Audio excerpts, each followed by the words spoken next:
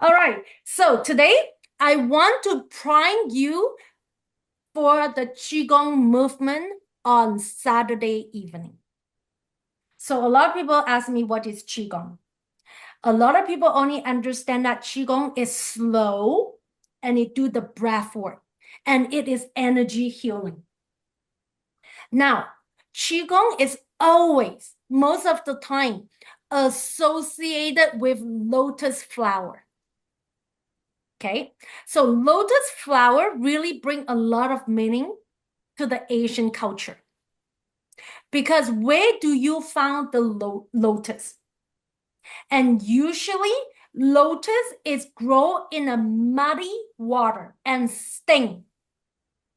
And it always grow in those muddy black water and full of garbage and sting really bad. But then what it represents is in the worst time, you can still become a beautiful flower. So turn your pain into your purpose. And then if you go and pick up a lotus flower and you go all the way down to the roots and you dig into the mud, you got, what do you call it? Lotus, right? Yeah, it's called lotus. And you got that lotus.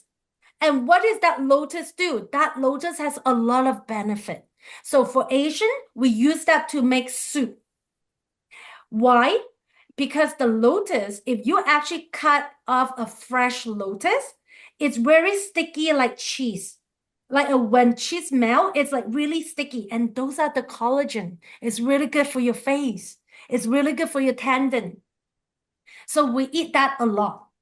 So that's why Qigong always come back with the lotus or a lot of the Chinese thing. We always relate it to the lotus to empower people. In the worst situations, there's always the beautiful thing you can get. So look for the good, even though you don't see any good, but look for the good.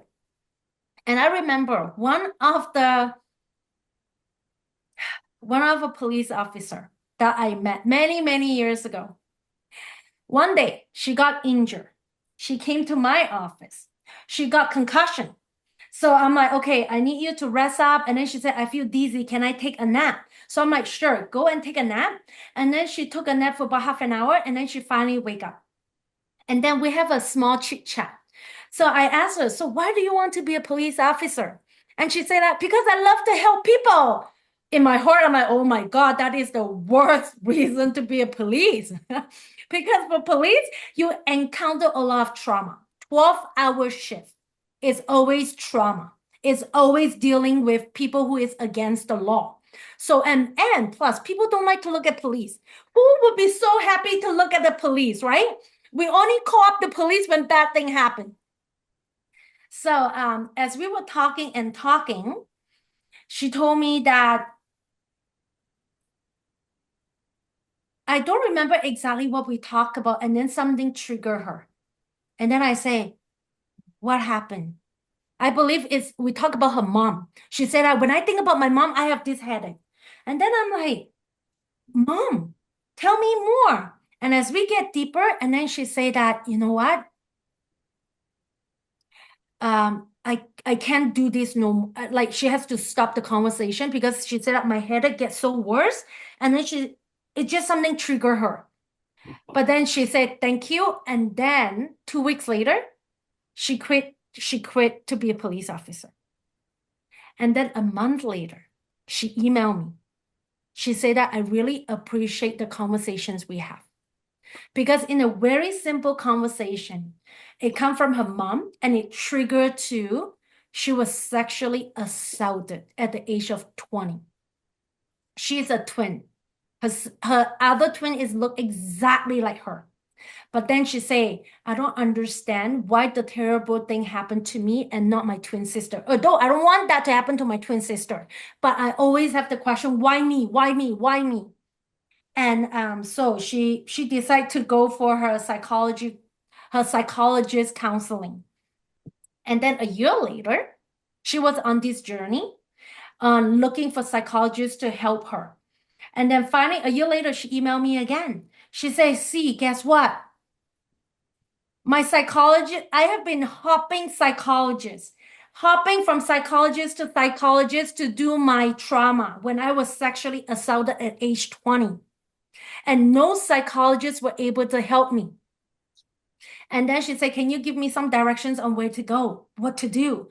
So of course, her psychology counseling is paid by her insurance, right?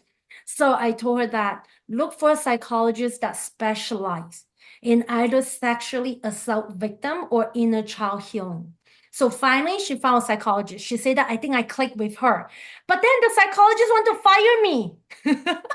And it was so funny. And then she said that based on what you did with me on going back to the childhood, I have to guide my psychologist to do the exercise with me in order to go back to my childhood, to heal the 20 years old. And then it's not just the 20 years old, to heal the 12 years old, to heal the 6 years old and the 3 years old of her. That's why she has this hate feeling about her mom. That's why it brings the headache every time she think about her mom. And so that is what we call by peeling the layers of the onions, right? And then when we go back to the childhood, we reframe it. And now what?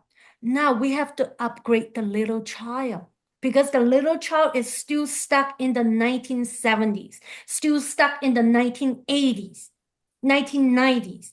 So now we need to upgrade the little child and bring the little child with us and upgrade the little child. So the little child feel like she's deserving, feel like I am enough, I am lovable, I deserve better. So you don't fall into the typical pattern of just finding a man. Or why did this happen to me again? It's just the same, the, the same pattern happened again and again, just in a different costume, right? So that is when we go right down into the roots to change everything. So that is what the power of Qigong can help me. Now, when I first learned Qigong, I just want like an exercise, just like what people talk about, breathing, movement. Who knows, it brought me into deeper understanding of inner child healing and get deeper and deeper and how I can impact my subconscious mind and know I am energy. So what simple Qigong can do for me is like whenever something bad happened to me, right away I contract and then I observe my energy contract. But knowing what I'm doing, I open up. I go straight down into the root of who I am. Who I am energy. So I shift my energy. When I shift my energy, I change my subconscious programming and I change me. When I change me, I change my frequency, I attract different situation. And just today, I was in very good mood and every day I've been practicing my Qigong. Some days just 10 minutes, 10 minutes a day to shift your energy. Just today, someone bought my book, 20 books. He make an order. He said, I want 20 books. I'm like, oh, sure. Right? So that is the magic of Qigong. When we practice every single day, good thing happen. Now, we all know about we have a physical body. We all know that we have a conscious mind. We also have a subconscious mind, and we also an energy body. Who are you? You are energy. You can say, I'm soul, I am whatever, but to the bottom line, you are energy. So what is Qigong? Qigong is this. The Qigong impact all area of your body. The subconscious mind and the energy body is something you cannot see. You cannot see. I can see Natalie, I can see Hannah, I can see Ian. That is your physical body. That is your face. And I can tell who you are by what you say, by what you do, your language and your behavior and your face. That is what I can see. But what really control your life is what you cannot see. That is your energy body and your subconscious mind. That's why the first thing people see you in the morning is like, hey, how are you doing? And you say, if you feel good, you say, I'm good. If you feel angry, it's like, don't talk to me. I need a break. That is your energy. So your energy actually control you. And that is in the subconscious mind. That is your energy. Basically, that was it. And so in Qigong, it's like the letter 8 or like a ball. And that is impacting all area of your life. And I love this. This diagram gives me exactly what I want to say. So I'm priming you today for the movement on Saturday. So this is what it comes down to. So let me break it down and show you two pictures side by side. The O is your seat. What are you thinking? What are you thinking all the time? Your conscious mind. You can read a lot of books, get a lot of information. They're stuck in the conscious mind. So you can see that a doctor who told me that, see, I make 400,000 a year. I used to work with a psychologist. He's the head of the psychology department. No, psychiatry department. He says, see, I make 400,000 a year plus my overtime, but I still feel like I don't have enough money. At that time, what do I know? I'm just 22 years old. 400,000 is a lot of money to me. But he said he's still poor. I'm like, really? You're still poor? How do you spend your money?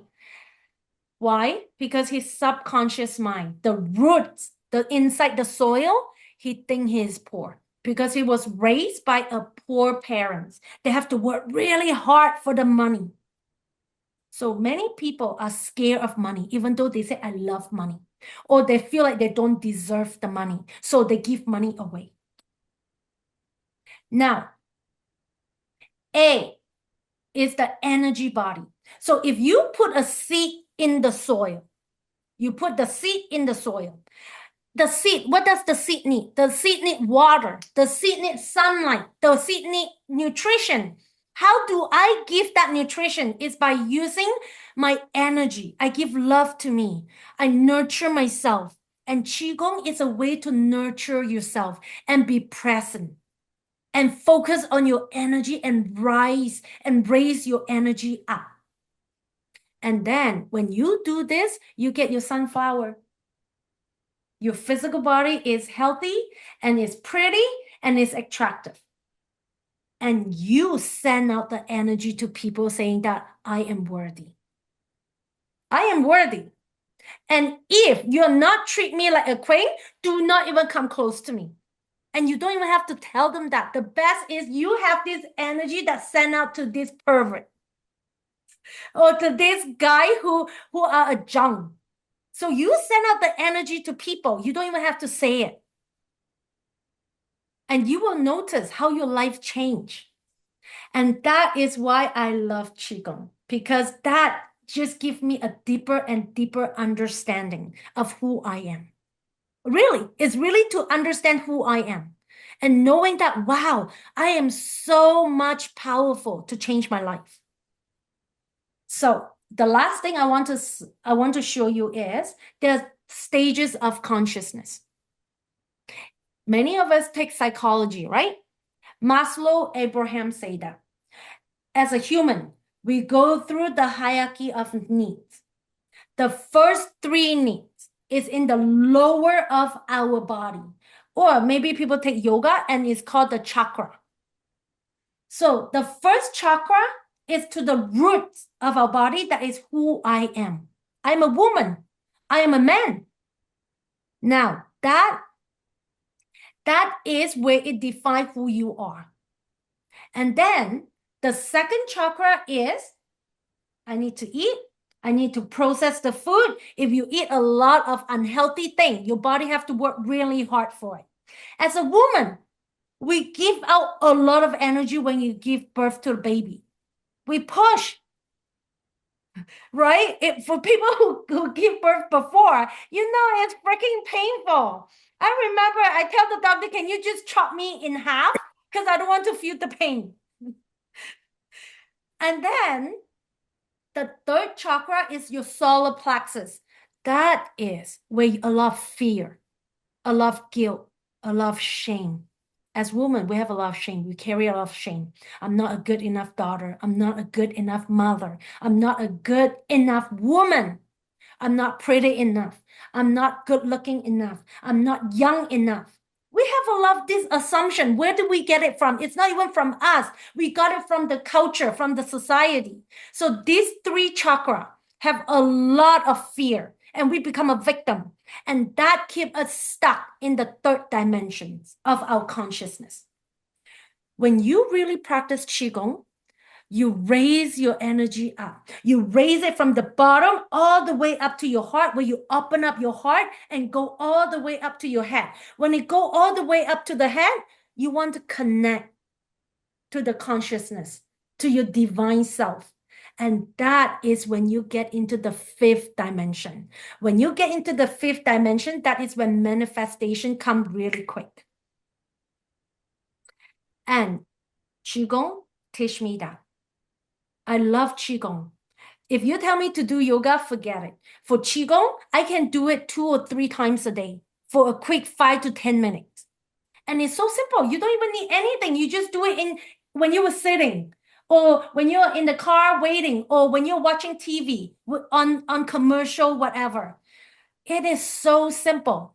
A little 2 minute shift your energy. And when you shift your energy, you change your life. So I'm priming you for the Qigong movement on Saturday. Because Saturday, we're going to do the movement.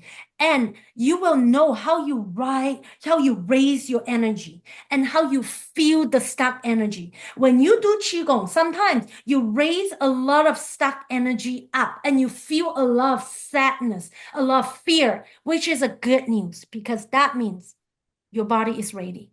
Let's transmute this fear. Fear vibrate at 100.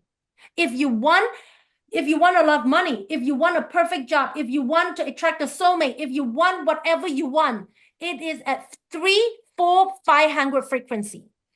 Fear, shame, self-doubt is less than 100 frequency. So that's why we need to transmute this energy, this fear that's stuck in our lower bottom 3 energy center, transmute them into the heart to love again, to open our heart again, to not be scared. People will still betray me, but I am powerful enough. I am powerful enough to protect me. I am not scared anymore. So anyway, I'll give the rest to Han. I'm done. Oh, thank you, C. Thank you. Let me see if that's sharing. Hang on 1 second. Oh, thank you. Okay, let me see. Let me see sharing. Sorry.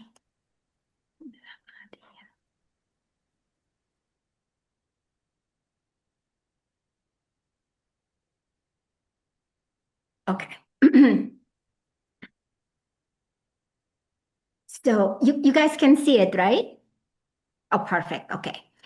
So this time I'm not going to go into something, that heavy like I did the last time, but this time we're talking about from guilt to grace, the apologizer's rebellion.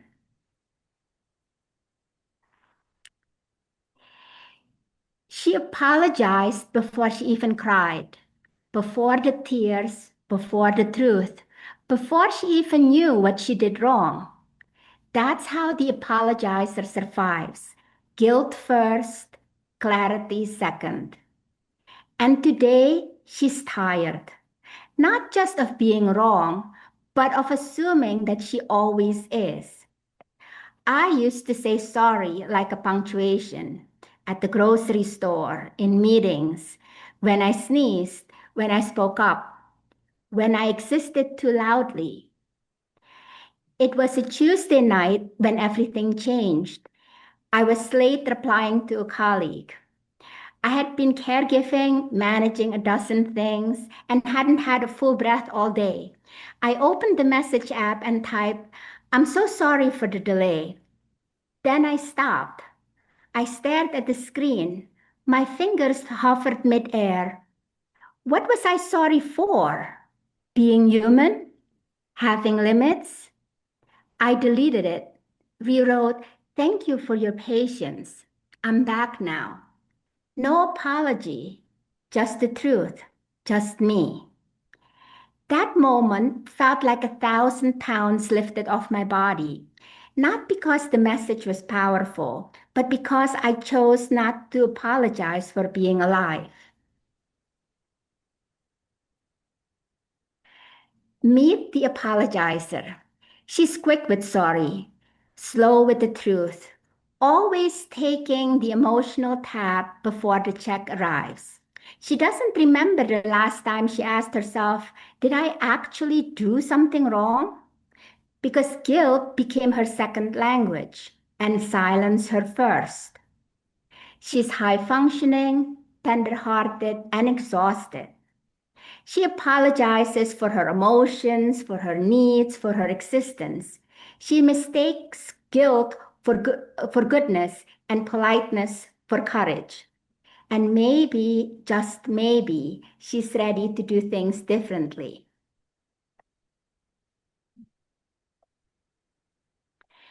Let's be honest, guilt is not your compass, it's a leash, a tool you inherited, not because you were bad, but because someone else couldn't hold your brilliance without feeling threatened. Through coaching and being coached, I started to notice this reflex to constantly apologize, a glitch in my nervous system. But underneath it was a story. If I'm sorry enough, I'll stay safe. If I shrink, I'll be allowed to stay. Sometimes the words I'm sorry don't mean remorse. They mean, please don't leave me. They mean, did I take up too much space?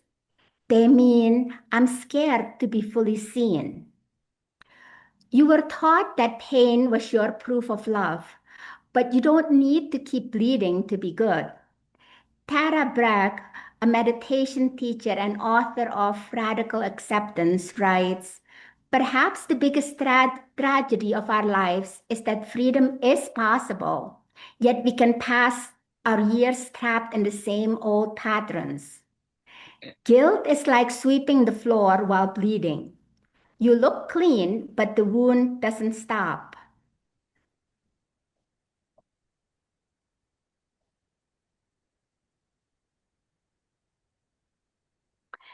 So, this is a short poem about 10 forbidden feelings. I'm sorry I got angry, but not for the reason you think. I'm sorry I hid my fire because your comfort depended on my silence. I'm sorry I wanted too much, but not for wanting. I'm sorry I learned to make myself small enough to keep the peace. I'm sorry I didn't answer your message, but not for needing space. I'm sorry I betrayed myself by pretending I was fine. I'm sorry I cried in front of you, but not for the tears. I'm sorry I swallowed my sadness to protect your detachment. I'm sorry I didn't care, but not for the clarity that came with it. I'm sorry I kept pretending long after I stopped believing. These aren't apologies, they're eulogies for the masks we've worn too long.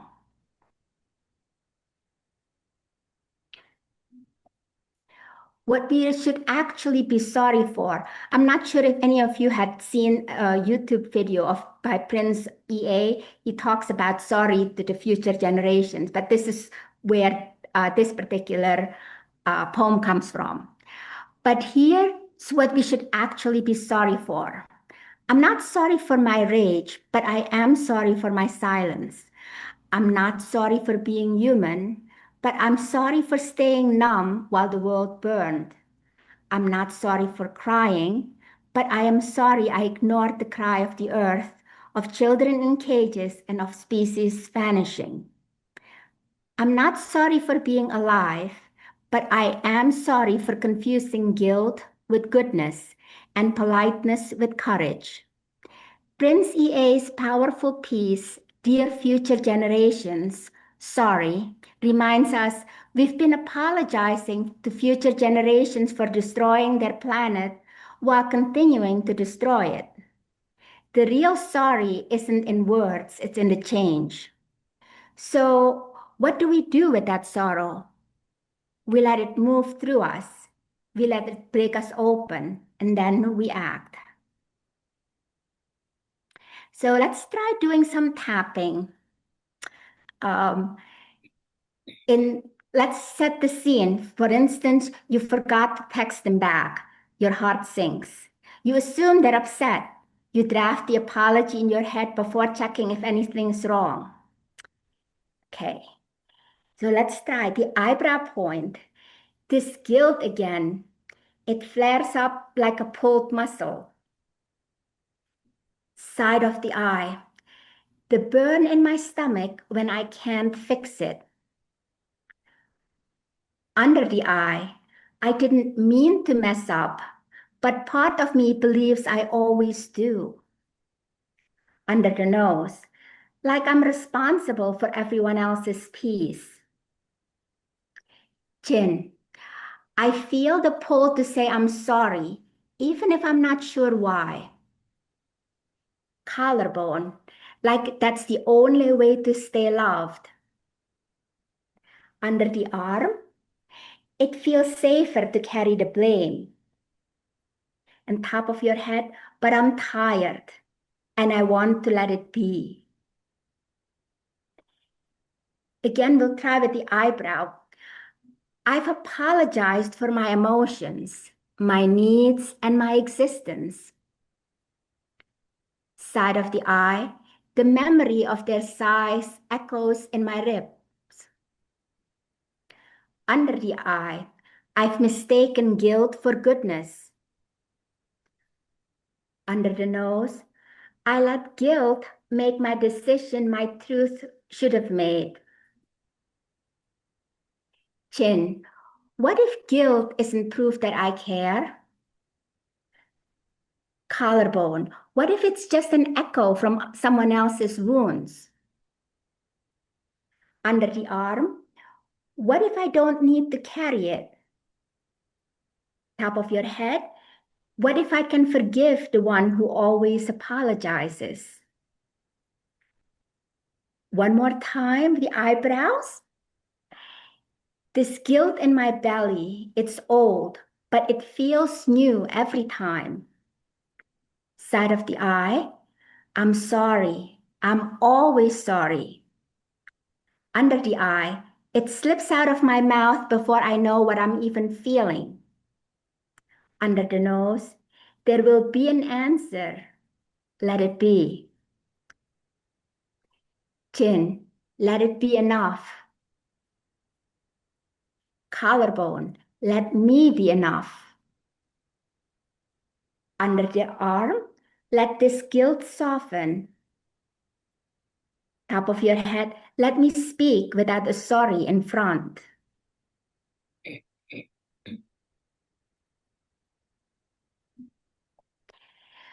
Close your eyes if you feel safe and picture yourself standing in a hallway lined with doors, each one marked with a moment you said sorry, but didn't mean it. Open one, step inside, see that version of you, tired, trying, scared to be misunderstood. Tell her you don't have to apologize to exist. Whisper to her, I know why you did it, and I still love you.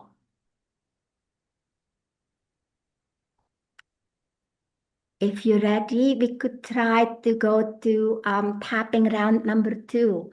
This is the scene in this sense is it's 2 a.m. You're replaying a moment from 5 years ago. You can't sleep. Your chest aches with the weight of should have beens. So let's try tapping around forgiving yourself in this case. Eyebrow point. I can't stop thinking about what I said. Side of the eye. Or what I didn't say. Under the eye. I keep hoping that guilt will make it right.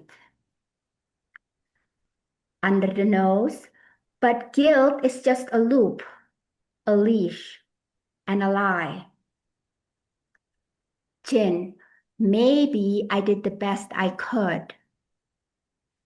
Collarbone. Maybe I didn't know better yet.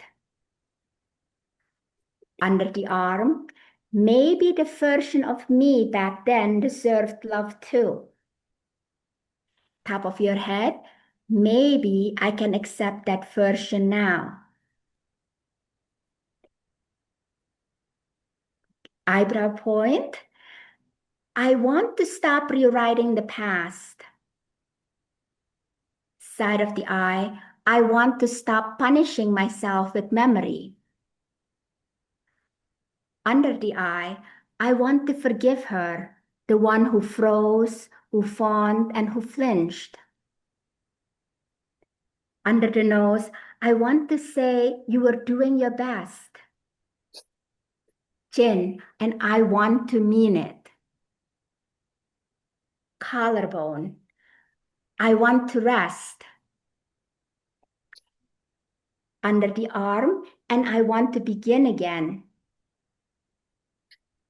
Top of your head. Without the weight of should. One more on the eyebrow. I keep punishing myself with the past. Side of the eye. I thought guilt would make me better. Under the eye, but it just made me smaller. Under the nose. I miss who I was before I learned to apologize for being. Chin. I did my best. I know I hurt them. Both can be true. Collarbone. I don't need to punish myself to be worthy. Under the arm, and I can begin again. Top of your head. I can forgive the one who always apologizes.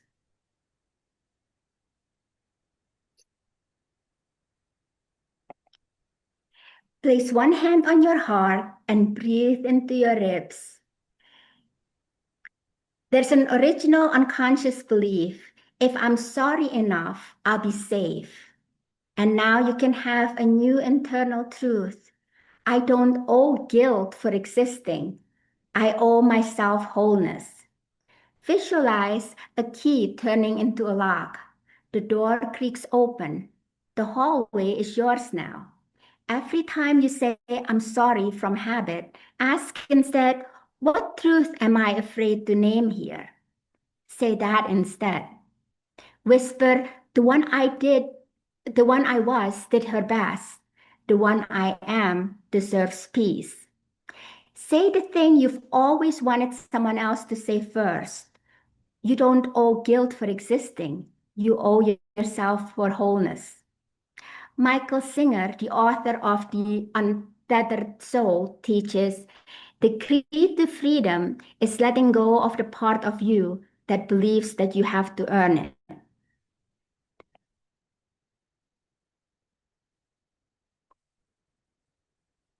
If you guys aren't too tired, we'll do one more round of tapping, if that's okay with you guys. And this one, we're thinking about the scene would be like you're at a dinner table. A controversial topic comes up. You disagree, but this time you don't apologize for having a voice. You wake up and you don't apologize for being behind. You just begin. And like C said the other time about Qigong movements, you can do the Qigong, the tapping back and forth, so that helps wake you up anyway. But neither here nor there. We'll start tapping scene 3, okay? Eyebrow point. I don't owe guilt my loyalty. Side of the eye. The heat in my throat, the rage that stayed polite. Under the eye. I don't owe the past my perfection. Under the nose. I can start fresh without apologize. Chin, I'm allowed to love myself even here. Collarbone, I let it go. Under the arm, not because it didn't matter. Top of your head, but because I matter more than the story I was stuck in.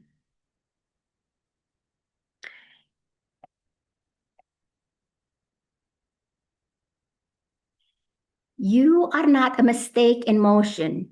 You are not the guilt you inherited.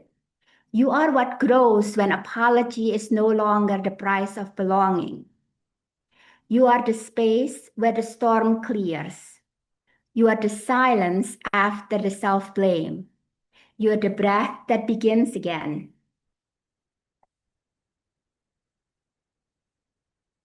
Imagine guilt as a stage director, always off camera, whispering, "Smile more.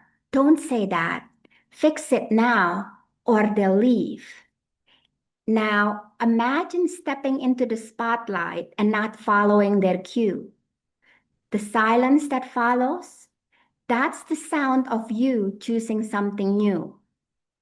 And what if that sorry you almost said was really a gateway to something else?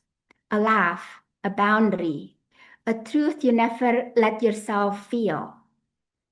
Let your grip hold steady, even if the words come out soft.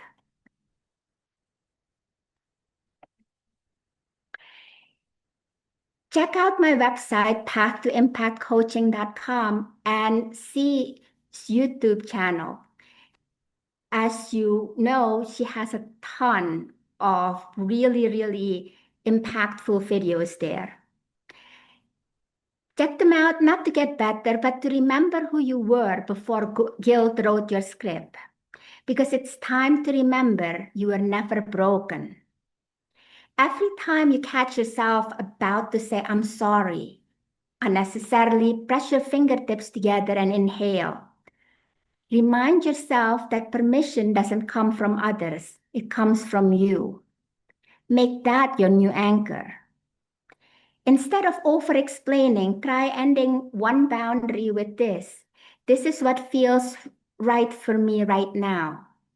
Then stop. Send this to the version of you who apologized too much.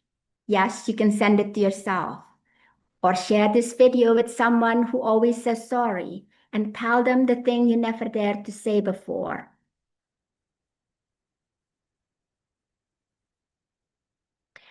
Let it be. Let it go. Let yourself begin. No more apologies for your anger, your boundaries, or your brilliance. Say sorry only when it matters and mean it with your whole being. But for the sacred, true, and alive things in you, don't you dare apologize. You're not sorry for being alive, for feeling too much, for finally saying no. You are not the sorry. You are the storm after. You're the answer. Breathe, speak, and stay. Forgive, rest, and begin. May you forgive yourself so deeply that guilt has nowhere to live. There will be an answer. Let it be. And this was actually inspired by two songs, both "Let It Be" from the Beatles and "Let It Go" from Frozen. So thank you so much for listening.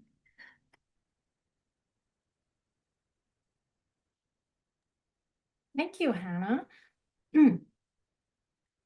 Okay, we have come to almost 10 minutes to the hour. So I want to close today's sessions